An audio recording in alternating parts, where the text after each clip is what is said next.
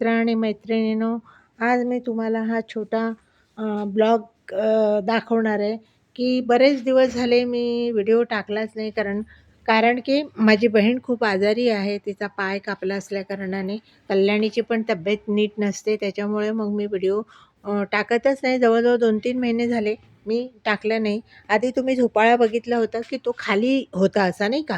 तर आता आम्ही हा सगळा भरून घेतलं आणि हा असा वरती आणला आहे बघा. एवढं भरून घेतलं आणि असा वरती घेऊन आले. कारण असंच घराच्या बाहेरून निघालं, की इथपर्यंत आपल्याला लगेच झोपाळ्यावरती बसता येतं, बाहेर बसता येतं म्हणून. आणि ही एक कंपाऊंड वॉल नव्हती, ती कंपाऊंड वॉल मी अशी घालून घेतली आहे बघा. छानशी अजून कलर काढायचा आहे. तो माणूस म्हणाला गवंडी, की ह्याला जवळ-जवळ 1 महिनाभर पाणी घाला तुम्ही आणि नंतर करा. मग हे स्टँड होते, अशा मोठ्या-मोठ्या कुंड्या आधी आपल्या त्या बाजूला होत्या, तुम्ही बघितलं असेल तर.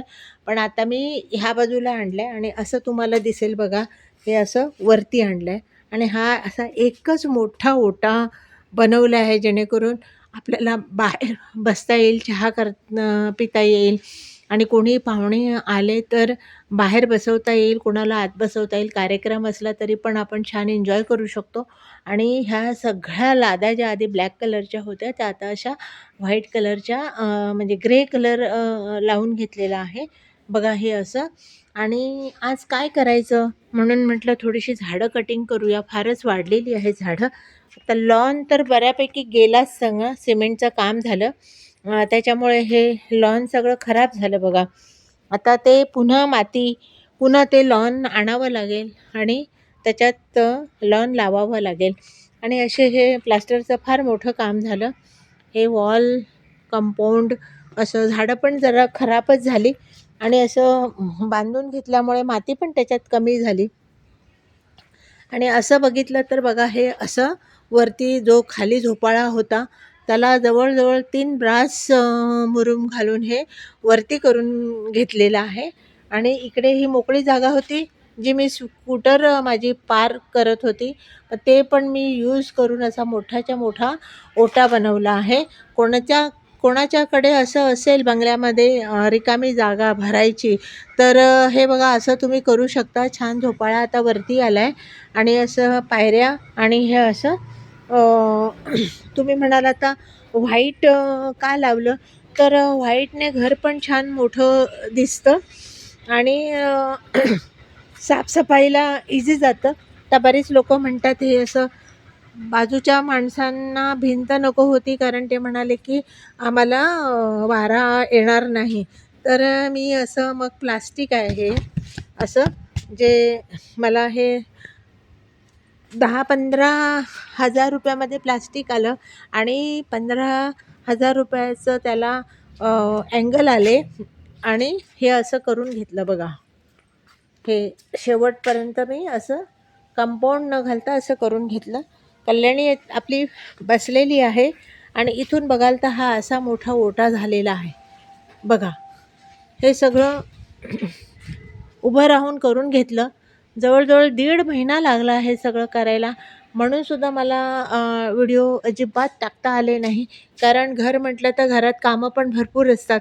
जी काम करणारी लोकं असतात, तर त्यांना आपल्याला चहा वगैरे द्यावा लागतो 2-3 वेळेला.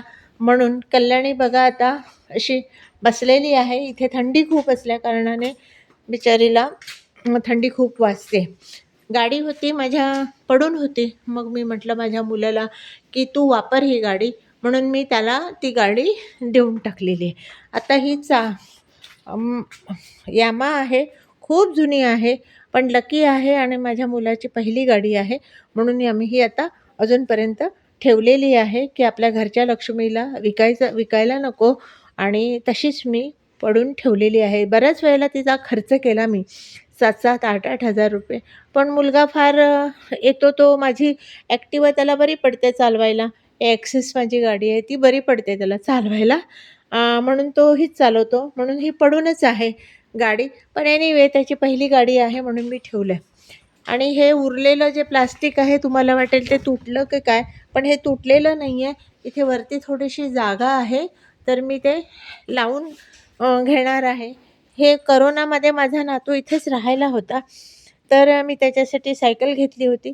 पण आता तो 10वीला असल्याकारणाने फार येणं होत नाही गावी. त्याच्यामुळे मग तशीच पडून आहे.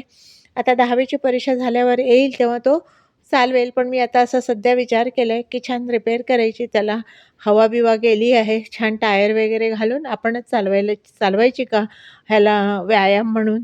तर असं विचार केलेला आहे. फारच झाडं वाढली होती. कंपाऊंडचं काम झाल्यावरती प्रत्येक ठिकाणी मेस झाला आहे. हे केळी-बिळी सगळी पानं काढायची आहेत, पण फार मला एकटीला जमत नाही. त्याच्यामुळे मी केली नाही. बघा केळी पण भरपूर आलेली आहेत. हे बघा, केळी भरपूर आलेली आहेत. आता हे बोंड काढून टाकायचं आहे.